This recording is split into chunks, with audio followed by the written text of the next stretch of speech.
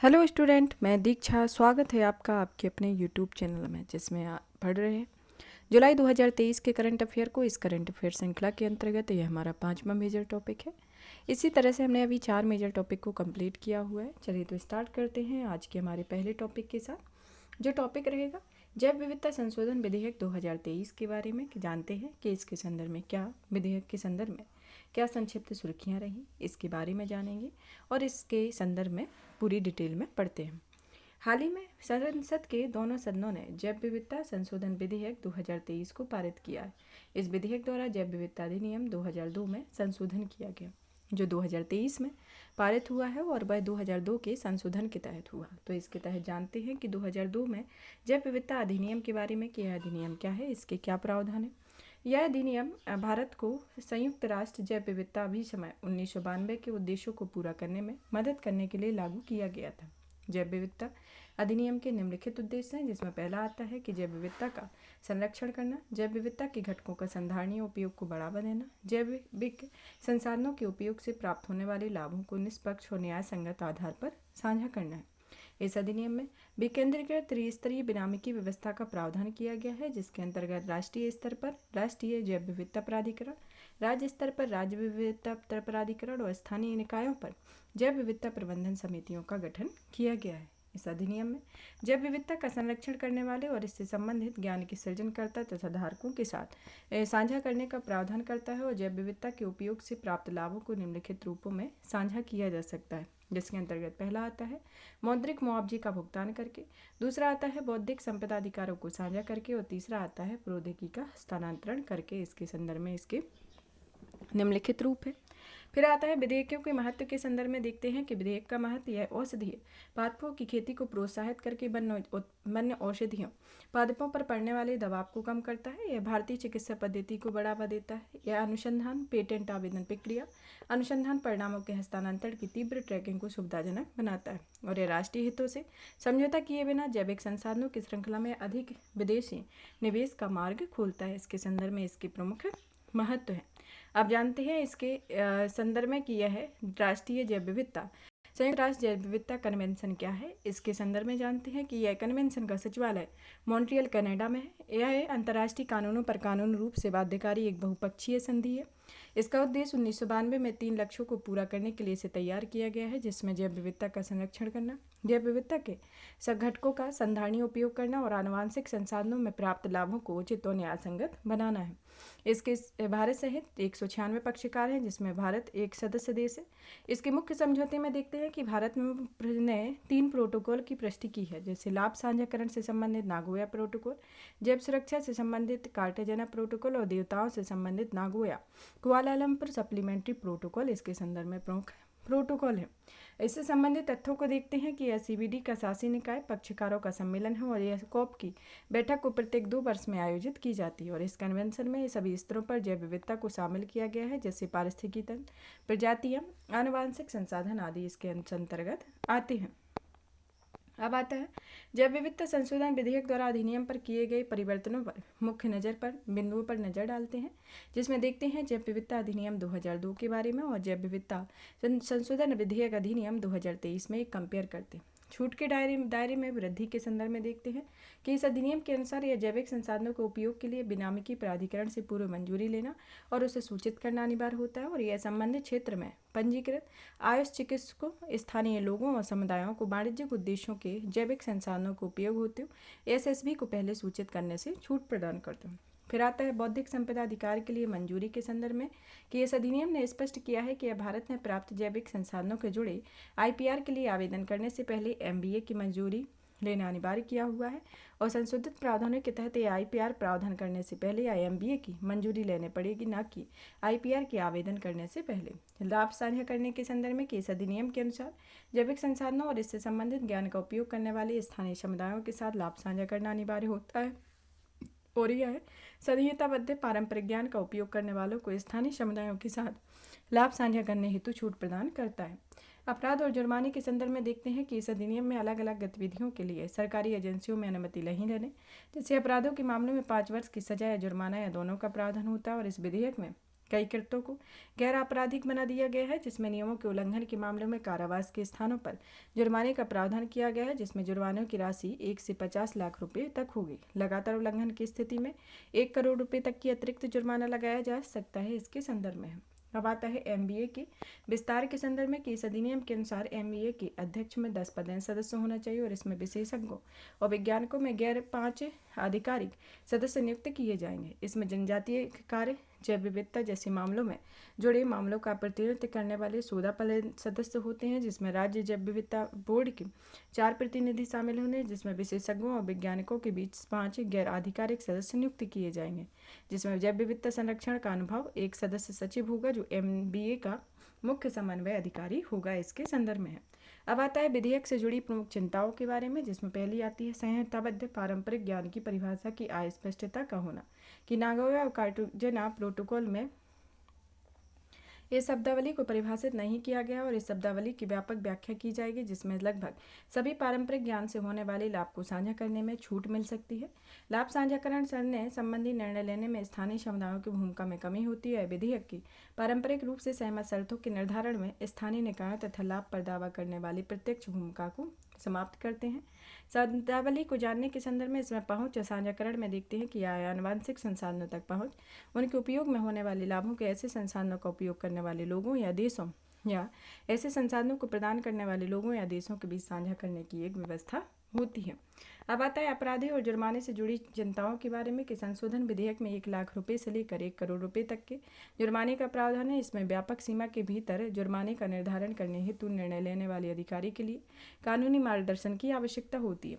बड़ी कंपनियां पूर्व मंजूरी लेने या लाभों को साझा करने में अनिवार्यता से बच सकती हैं, जिसमें अधिकांश आयुष कंपनियां प्रैक्टिस करने वाले आयुष चिकित्सकों के नाम पर पंजीकृत हैं और इन चिकित्सकों को छूट प्रदान करने में उनकी कंपनियों को भी छूट मिल सकती है। विदेशी प्रबंधन वाली भारत में पंजीकृत कंपनी को किसी निर्धारित जैव संसाधन का उपयोग करने और उससे उत्पाद विकसित करने के लिए एनबीए से मंजूरी लेने की आवश्यकता नहीं होगी और ऐसे एनबीए के संज्ञान के बिना उत्पाद की बिक्री में किसी प्रकार की मौद्रिक स्थानीय समुदायों तक पहुंच नहीं होती।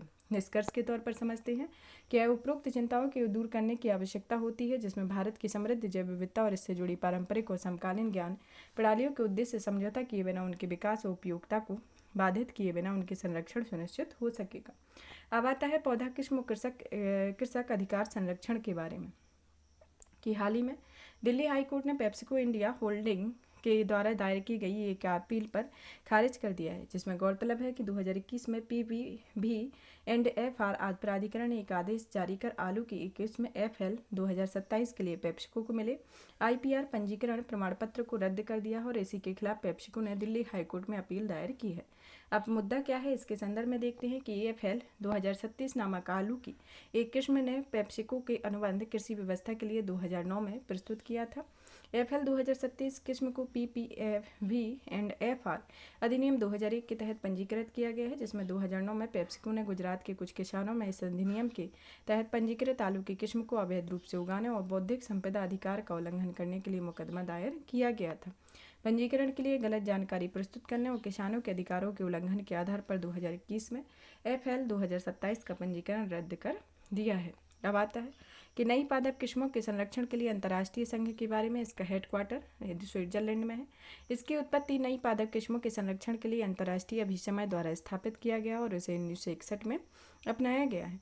UPOV के बारे में कि यह समाज के लिए एक नई पादप किस्मों के विकास को प्रोत्साहित करने के उद्देश्य से पादपों की विविधता के संरक्षण की एक प्रभावी प्रणाली को बढ़ावा देता है और भारत इसका सदस्य नहीं है। इसके संदर्भ में अब आता है PPF&FR अधिनियम 2001 के बारे में, जिसमें सबसे पहले आता है कानून के निर्माण के संदर्भ में, कि कानून 2021 में ट्रिप्स के समझौते के अनुच्छेद 27(3)(b) के तहत बनाया गया है। यह अधिनियम पौधों की नई किस्मों के संरक्षण के लिए अंतर्राष्ट्रीय संघ 1978 के उद्देश्यों के अनुरूप होता है।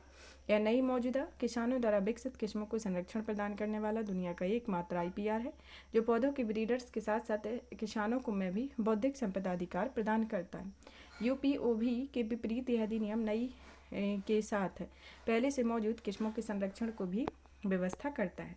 PPV&FR अधिनियम के उद्देश्य के बारे में, कि पौधों की नई किस्मों के विकास के लिए पौधों के आनुवंशिक संसाधनों के संबंध में किसानों के अधिकारों को मान्यता देना और उनकी रक्षा करना होता है। जिसमें देश के कृषिगत विकास में तेजी लाना, पौधों में ब्रीडर्स के अधिकारों की रक्षा करना और देश में बीज उद्योगों के विकास को सुगम बनाना है। संरक्षण की अवधि के संरक्षण में इसमें वृक्ष और लताओं के मामले में 18 वर्ष, अन्य फसलों के मामले में 15 वर्ष और पहले से मौजूद किस्मों में 15 वर्ष होता है। संस्थान एवं प्राधिकरण के बारे में कि इसमें पौधा किस्म संरक्षण अपीलीय अधिकरण के अंतर्गत यह 1 वर्ष के भीतर अपील का निपटारा करेगा और इसके अंतर्गत इन निर्णयों को उच्च न्यायालय में चुनौती दी जा सकेगी। पौधा किस्म और कृषक अधिकार संरक्षण प्राधिकरण के बारे में इसकी स्थापना कृषि और किसान कल्याण मंत्रालय के कृषि एवं किसान कल्याण विभाग ने अधिनियम के प्रावधानों को लागू करने के लिए की है। इसके प्रमुख कार्य में आता है कि यह पौधों की नई किस्मों के पंजीकरण करना और नई किस्मों के विकास और व्यवसायीकरण में सुविधाजनक बनाना आदि होता है। अधिनियम के तहत प्रदान किए गए अधिकार में आता है कि यह पादप के ब्रीडर के अधिकार के अंतर्गत यह ब्रीडर के पास संरक्षित किस्मों के उत्पादन, बिक्री, मार्केटिंग, वितरण, आयात या निर्यात करने का विशेष अधिकार होता है। यह शोधकर्ताओं के अधिकार में होता है या शोधकर्ता प्रयोग या अनुसंधान करने वाले अधिनियम के तहत पंजीकृत किसी भी किस्म का उपयोग कर से शोधकर्ता किसी भी अन्य किस्म का विकास करने के उद्देश्य से किसी किस्म का उपयोग प्रारंभिक स्रोत के रूप में भी कर सकती है। किसानों के अधिकार के संदर्भ में देखते हैं कि यह किसानों के पास नई किस्म के पंजीकृत करने के संरक्षित करने का अधिकार होता है। किसानों को PPV&FR अधिनियम 2001 के तहत संरक्षित बीजों की किस्मों के अलावा कृषि उत्पादों को संरक्षित करने, उपयोग करने और उनकी एक या एक से अधिक बार बुआई करने और उनका आदान प्रदान करने और साझा करने के अधिकार होता है। इसमें किसी किस्म के बीजों से अपेक्षित परिणाम प्राप्ति या नुकसान होने की स्थिति में किसानों को मुआवजा प्रदान किया जाता है। इसके संदर्भ में इसके प्रमुख अधिकार हैं। अब आता है PPF&FR से संबंधित चिंताओं के बारे में, जिसमें आता है बीजों तक पहुंच होनी चाहिए, हाइब्रिड या जेनेटिक मॉडिफाइड बीजों की प्राथमिकता होनी चाहिए, लागू करने की चुनौतियां होना चाहिए और बायो पायरेसी संबंधी चिंताएं होनी चाहिए। इसको निष्कर्ष के तौर पर देखते हैं तो वैसे तो PPV/FR अधिनियम 2001 में पादप ब्रीडर्स, शोधकर्ताओं और किसानों के हितों को बढ़ावा देता है, लेकिन जमीनी स्तर पर इसे अधिक प्रभावी बनाने के लिए इसे व्यापक रूप से लागू करने की जरूरत होती है। अब आता है पेटेंट और PPV&FR अधिनियम के बीच अंतर के बारे में। क्या पेटेंट और PPV&FR अधिनियम यह औद्योगिक रूप से संबंधित वस्तुओं के लिए IPR से संबंधित होता है और इसके तहत किसी आविष्कार को सार्वजनिक करने के बदले किसी देश की सरकार द्वारा उसके आविष्कारक या आविष्कारक के द्वारा अधिकृत किसी व्यक्ति या संस्था को एक निश्चित समय पर मूल आविष्कार के संबंध में विशेष अधिकार प्रदान किए जाते हैं। इसमें लाभ साझा करने का कोई प्रावधान नहीं होता है। PPF/FR अधिनियम के अंतर्गत देखते हैं कि इसके तहत उन पादप ब्रीडर्स को IPR प्रदान किया जाता है जिसमें उस पादप किस्म की ब्रीडिंग या विकास किया जाता है और इस अधिनियम के तहत अधिसूचित सभी फसल किस्मों की सुरक्षा के देने वाले किसानों, ब्रीडर्स और शोधकर्ताओं के अधिकार प्रदान किए जाते हैं। इसमें लाभ साझा करने, किसानों को मुआवजा देने के प्रावधान शामिल होते हैं। अब आता है भारत में बाघ संरक्षण के संदर्भ में कि बाघ की स्थिति के बारे में देखते हैं कि हाल ही में राष्ट्रीय बाघ संरक्षण प्राधिकरण की एक रिपोर्ट जारी की गई है जिसका शीर्षक रहा है कि भारत में बाघ, सहपरिपक्षी और शिकार की स्थिति 2022 है। अब आता है कि बाघ की स्थिति पर रिपोर्ट पर प्रमुख बिंदुओं पर नजर डालें तो इसमें पहला आता है भूक्षेत्र के बारे में। इसका भूक्षेत्र भारत में कुल 53 टाइगर रिजर्व मौजूद हैं जिसमें भारत के 2.3% भूभाग में फैले हुए हैं।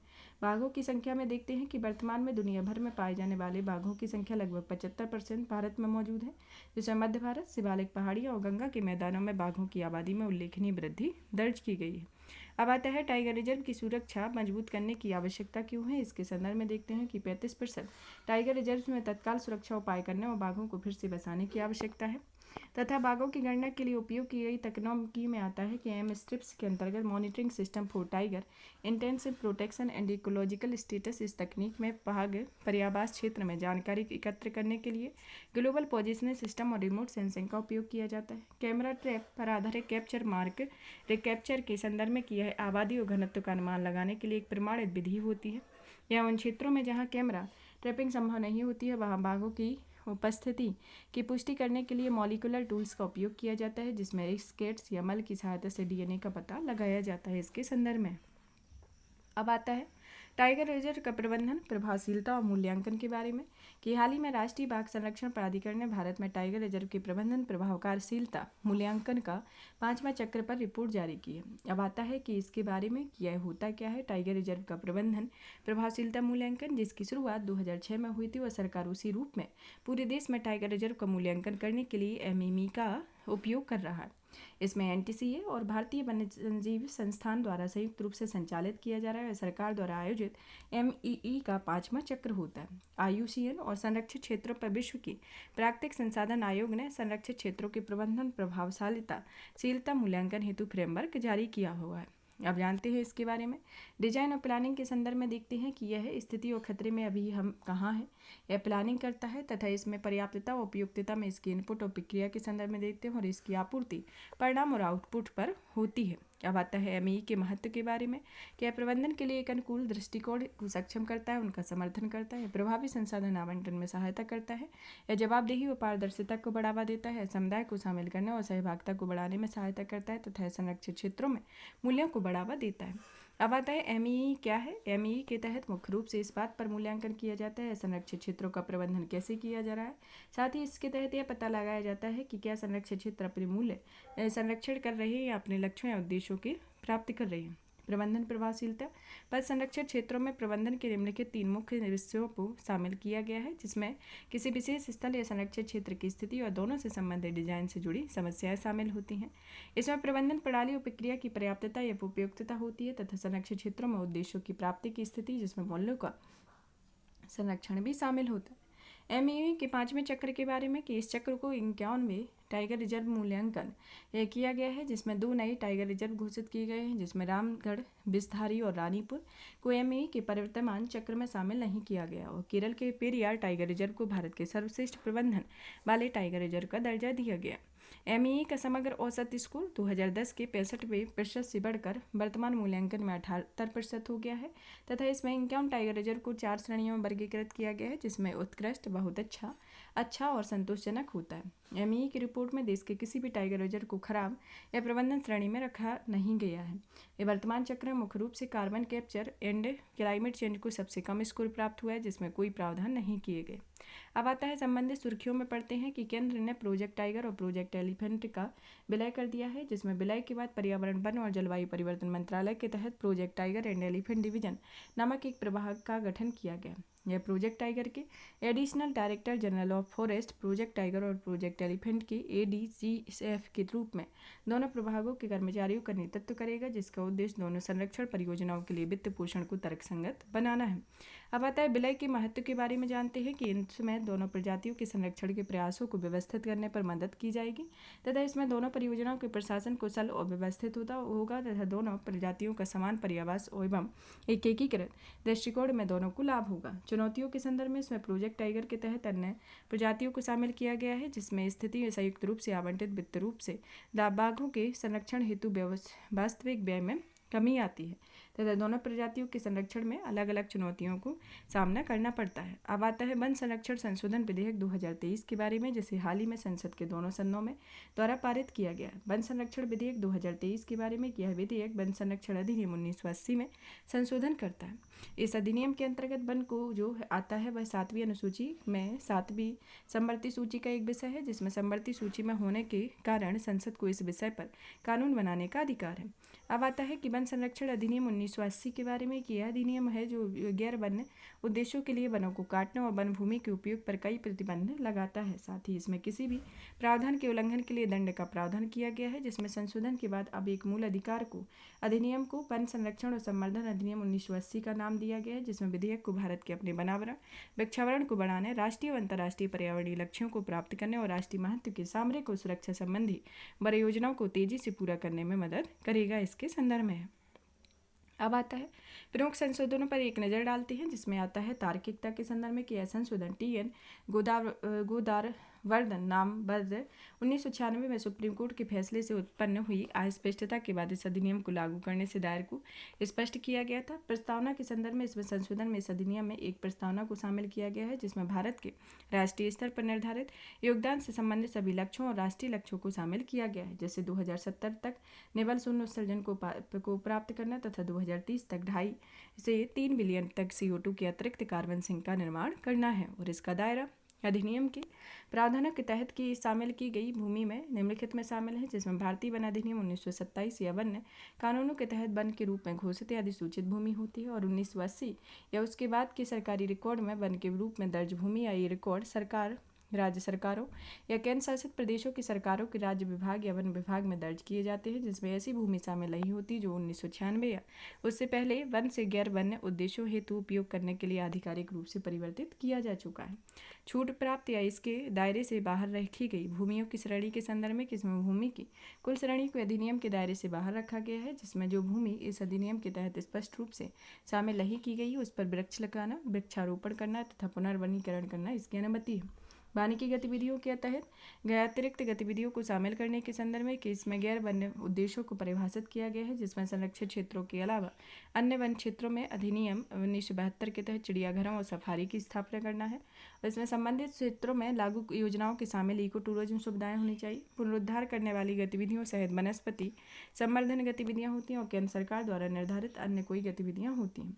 वन भूमि के आवंटन एवं पट्टे में एक रूपता के संदर्भ में इसमें राज्य सरकारों को पट्टे के रूप में या अन्य प्रकार के सरकारी संस्थानों को वन भूमि आवंटित करने के पहले केंद्र सरकार की पूर्व मंजूरी लेना अनिवार्य होता है, जिसमें इसके पहले निजी संस्थानों को भूमि आवंटित करने के लिए केंद्र सरकार को मंजूरी लेना अनिवार्य था। इसके संदर्भ में है। अब आता है TN गोदावरीधरन थिरुमुलपाद बनाम भारत संघवाद 1996 के बारे में कि 1996 से संबंधित अधिकारी इस अधिनियम के प्रावधानों को केवल भारतीय वन अधिनियम 1927 के तहत अनुसूचित वनों पर लागू किए जाते हैं और इस बाद में सुप्रीम कोर्ट के फैसले में अधिनियम के अंतर्गत शामिल वन की परिभाषा को विस्तार किया गया है, जिसमें किसी भी सरकारी रिकॉर्ड में वन के रूप में दर्ज सभी क्षेत्र, चाहे वे किसी भी स्वामित्व या मान्यता के वर्गीकरण के तहत आता हो, सभी वन क्षेत्रों में वन शब्दकोश के अर्थ के अनुरूप होगा, जिसमें 1996 के बाद सुप्रीम कोर्ट द्वारा गठित विशेषज्ञ समिति द्वारा वन के रूप में निर्धारित क्षेत्र आता है। अब आता है निम्नलिखित के मामले में केंद्र सरकार को अधिक अधिकार प्रदान किया गया है, जिसमें किसी सर्वेक्षण के लिए शर्तों एवं नियम निर्धारित किए गए हैं। इसमें छूट या प्राप्त या इसके दायरे से बाहर रखी गई भूमियों की शर्तों का नियम बनाना चाहिए और इस अधिनियम में लागू करने के लिए किसी भी सरकारी प्राधिकरण या संगठन का निर्देश जारी किया जाना चाहिए। छूट प्राप्त भूमि या कुछ इस प्रकार की भूमि जो इस अधिनियम के दायरे के बाहर रखी गई है, जिसमें आती है दायरे से बाहर परियोजनाएं। छूट के लिए सीमा में आता है। दायरे से बाहर परियोजनाओं में आती हैं कि इसमें किसी भी बस्ती या रेलवे की कनेक्टिविटी या सड़क या रेल के किनारे छोटी सुविधाओं से संबंधित परियोजनाएं आती है। राष्ट्रीय महत्व तथा राष्ट्रीय सुरक्षा से संबंधित परियोजनाएं आती है और सुरक्षा संबंधी अवसंरचनाओं का निर्माण करने वाली परियोजना आती है और रक्षा परियोजनाओं के अंतर्गत आती है कि अर्धसैनिक बलों के शिविरों सार्वजनिक उपयोगिता वाली परियोजनाएं इसके अंतर्गत आती हैं। छूट के लिए सीमा के संदर्भ में आते हैं कि रेलवे लाइन या सरकारों की देखरेख में निर्मित सार्वजनिक सड़कों के किनारे 0.10 हेक्टेयर की तक की वन भूमि आती है।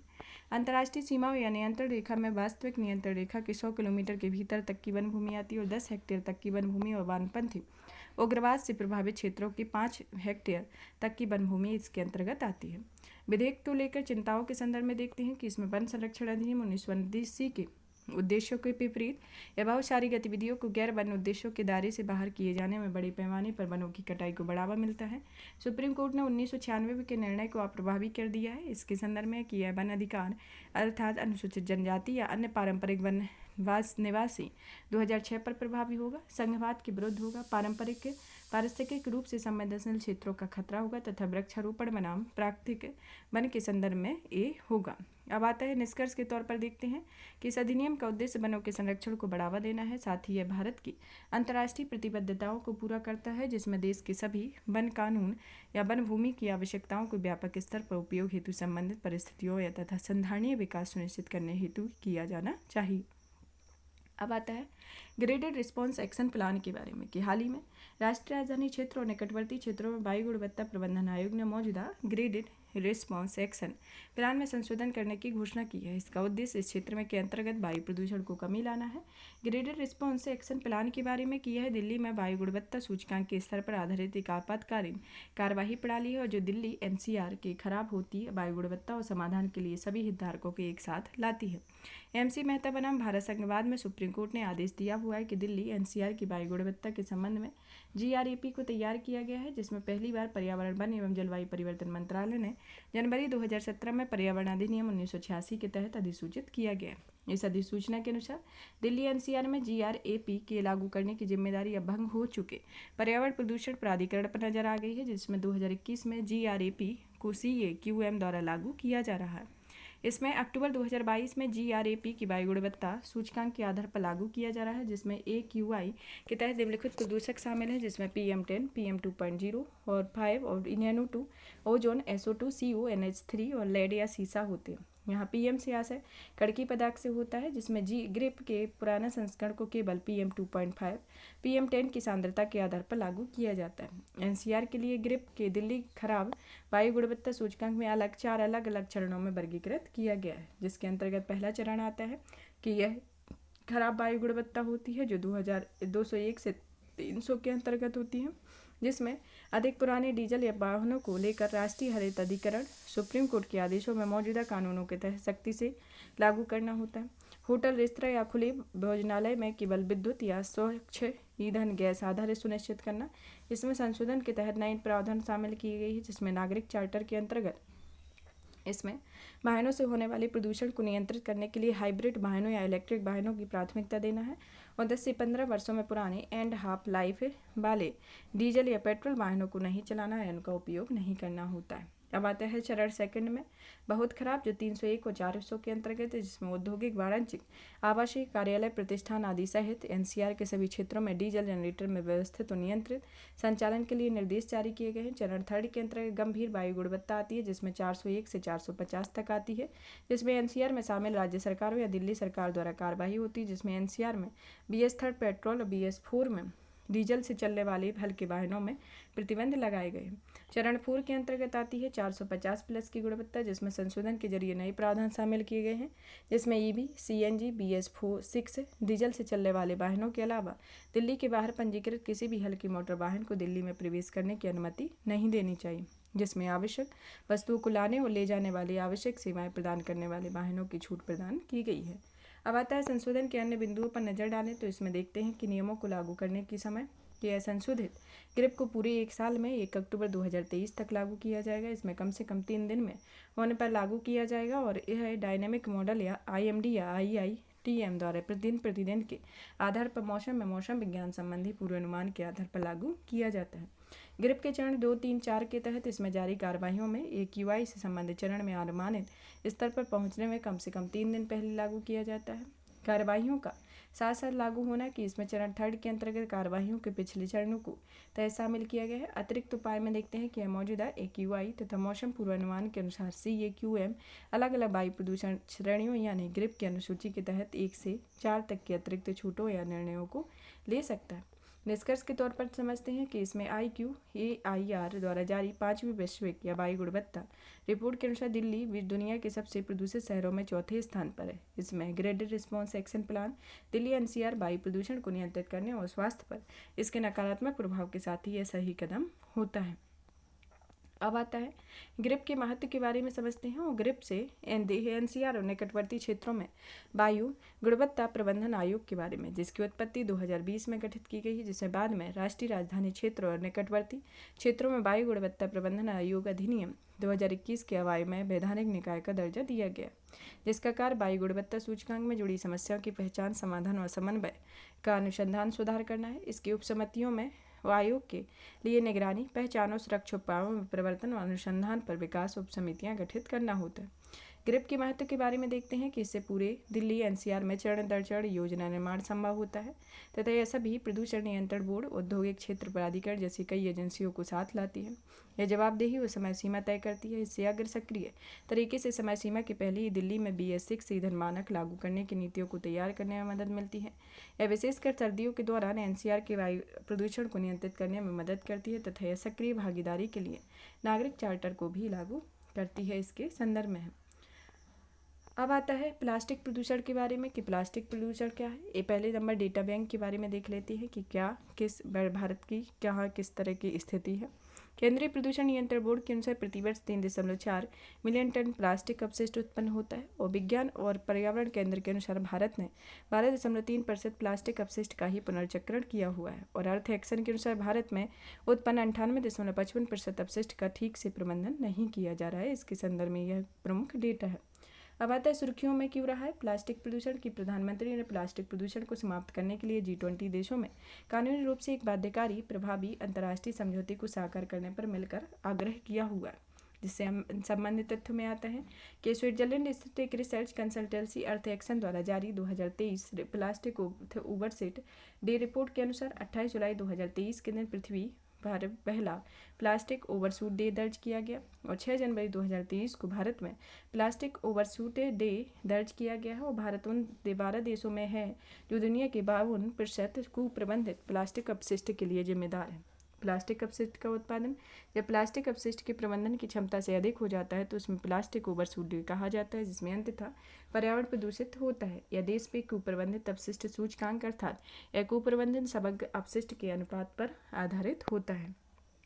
अब आता है प्लास्टिक प्रदूषण के प्रभाव के बारे में और प्लास्टिक प्रदूषण के समक्ष चुनौतियों के संदर्भ में कि प्लास्टिक को जलाने से वायु प्रदूषण में बिस्नेफिल तथा फिथलेट्स का उत्सर्जन होता है। माइक्रोप्लेट्स के समुद्र या मानव शरीर में प्रवेश करने से गंभीर परिणाम सामने आते हैं और समुद्र जीव में प्लास्टिक के जालों में फंस जाते हैं तथा प्लास्टिक में मौजूद खतरनाक रसायनों के कारण पृथ्वी की भू सतह पर क्षरण होता है। अकुशल अपशिष्ट प्रबंधन प्रणालियों के बारे में कि बढ़ती आवश्यकताओं को पूरा नहीं कर पाती हैं या पर्याप्त डेटा रिपोर्टिंग और इसकी वजह से अलग अलग क्षेत्रों में प्लास्टिक उत्पादों का उपयोग करती हैं। या युगल उपयोग वाले प्लास्टिक को एक बार या थोड़े समय में उपयोग किया जाता है, हालांकि इसका इस्तेमाल व्यापक रूप से होता है। नीतियों का सही कार्यान्वयन नहीं होने के संदर्भ में यह प्लास्टिक अपशिष्ट प्रबंधन संशोधन नियम 2021 में पूरी तरह पालन नहीं किया जाता। उपभोक्ताओं के व्यवहार के बारे में कि वर्तमान में अधिकतर उपभोक्ता प्लास्टिक डिस्पोजल के उपयोग में अभ्यस्त हो चुके हैं तथा उपयुक्त विकल्प के अभाव के संदर्भ में यह प्लास्टिक के बहुत महंगे होते हैं, जिसमें बड़े पैमाने पर उत्पादन कठिन होता है।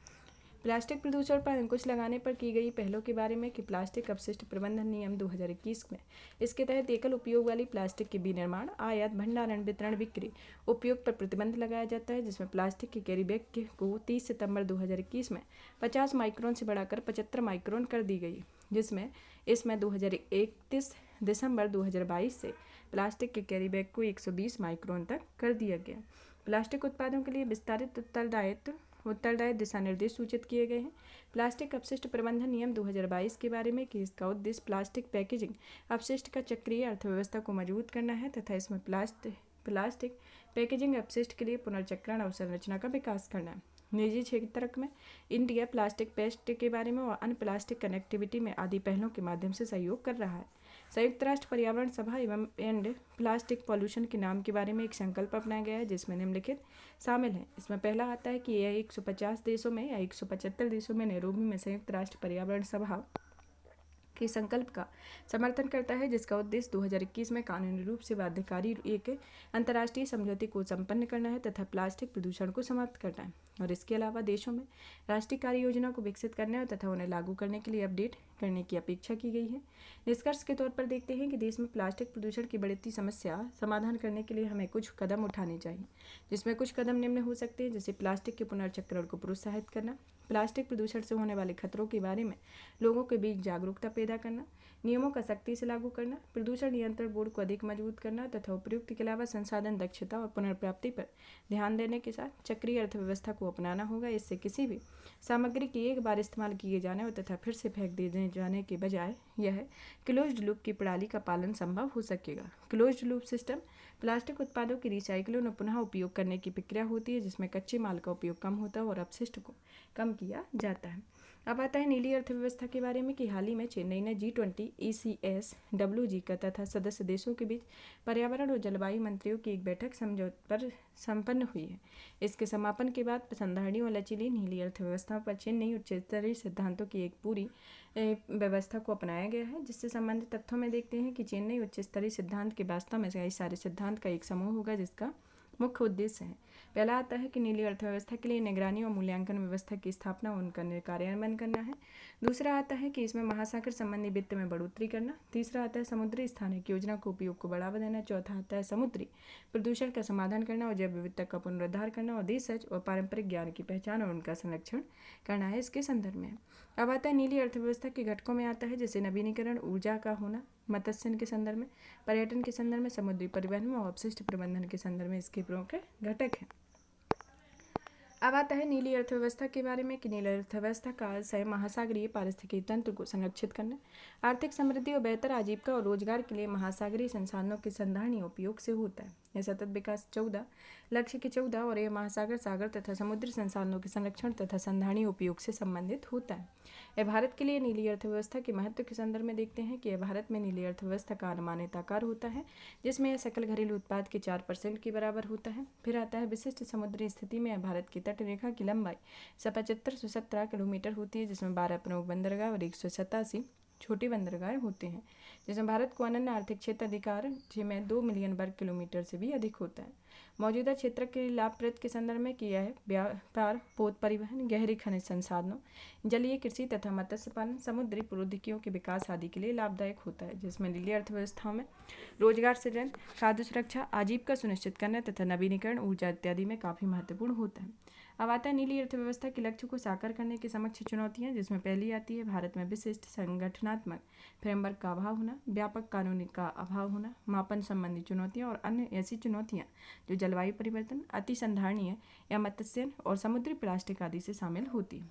आगे की राह में देखते हैं क्या एक नोडल एजेंसी इसके अंतर्गत स्थापित की गई है। इसमें एक निश्चित अंतराल का सर्वेक्षण किया गया है और यह नई राष्ट्रीय मानचित्र और डेटा नीति तैयार करना होता है तथा प्रौद्योगिकी का उपयोग किया और निजी निवेशकों को प्रोत्साहित करना, जिसमें जलीय कृषि, समुद्री जैव विविध प्रौद्योगिकी, समुद्री ऊर्जा जैसे उद्योगों में निजी निवेश को प्रोत्साहित करने की आवश्यकता होती है। Resource efficiency circular economy industry coalition के बारे में कि हाल ही में संपन्न हुई G20 की पर्यावरण और जलवायु संधारणीयता कार्य समूह की चौथी रिपोर्ट को आरंभ की गई। इस रिपोर्ट के बारे में यह उद्योग संरचनालित एक पहल है जिसे का गठबंधन लगभग 39 कंपनियों के संस्थापक सदस्यों के रूप में शामिल होता है। इस कंपनियों का मुख्यालय 11 देशों में है। इसका उद्देश्य निम्नलिखित में तेजी लाना है, जिसमें संधारणीय विकास के लिए एजेंडा 2030 इसके तहत सतत विकास लक्ष्य है। पेरिस समझौते के तहत निर्धारित जलवायु संबंधी लक्ष्य है। कोनिमिंग मॉन्ट्रियल वैश्विक जैव विविधता फ्रेमवर्क के तहत निर्धारित लक्ष्य एवं टारगेट है तथा किगाली संसाधन दक्षता संवाद रोडमैप या अन्य प्रासंगिक रोडमैप का लक्ष्य रखा गया। इसमें डेटा बैंक को देखते हैं कि 1970 के बाद से यह वैश्विक संसाधन खपत में 3 गुना वृद्धि दर्ज की गई है। वैश्विक अर्थव्यवस्था केवल 7.2% हिस्सा ही चक्रीय है। इसे भारत के केवल 20% ही वस्तुओं का पुनर्चक्रण किया जाता है। भारत की ग्रीन हाउस गैसों में तीसरा सबसे बड़ा उत्सर्जक देश और कुल वैश्विक उत्सर्जन में हिस्सेदारी 9.2% है।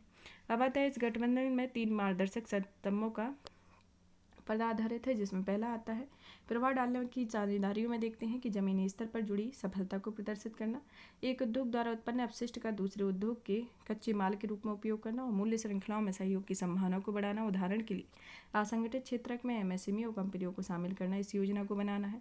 क्षमता और प्रौद्योगिकी के सहयोग को बढ़ावा देने के संदर्भ में इसका यह प्रमुख प्रावधान होते हैं। तथा फिर आता है चक्रीय अर्थव्यवस्था के संदर्भ में देखते हैं। चक्रीय अर्थव्यवस्था के संदर्भ में देखें कि यह जैसे 6R में redesign, reduce, reuse, manufacture, repair, recycle आदि संधारिता में वृद्धि के लिए इस्तेमाल को बढ़ावा देते हैं। तथा क्षमता बढ़ाने में निवेश के संदर्भ में निवेश की सर्वोत्तम पद्धतियों का साझा करना, सर्कुलर इकोनॉमी वाली परियोजनाओं को रियायती वित्त जुटाना इसके संदर्भ में प्रमुख है। कुछ प्रावधान है जिसमें नवीनीकरणीय ऊर्जा और चक्रीय अर्थव्यवस्था को बढ़ावा देने में आरंभ की गई पहलों में आती है, जैसे राष्ट्रीय संसाधन दक्षता नीति 2019, पर्यावरण के लिए जीवन शैली लाइफ मूवमेंट और भारत में शून्य अपशिष्ट वाला देश बनाने के लिए स्वच्छ भारत मिशन, विस्तारित उत्तरदायित्व फ्रेमवर्क के बारे में, प्लास्टिक अपशिष्ट प्रबंधन नियम और री अपशिष्ट प्रबंधन के बारे में, इस्पात स्क्रैप पुनर्चक्रण नीति के बारे में, नीति आयोग और यूरोपीय संघ द्वारा संसाधन दक्षता पर रणनीति के बारे में यह संदर्भ में प्रमुख प्रावधान है। यहाँ पर यह टॉपिक फिनिश करते हैं। और भी इसी तरीके की वीडियो को देखने के लिए चैनल को सब्सक्राइब करें, लाइक करें, वीडियो को लाइक करें, ज़्यादा से ज़्यादा शेयर करें। और इसका यह पार्ट फर्स्ट रहेगा, नेक्स्ट क्लास में पार्ट सेकंड को पढ़ेंगे। धन्यवाद।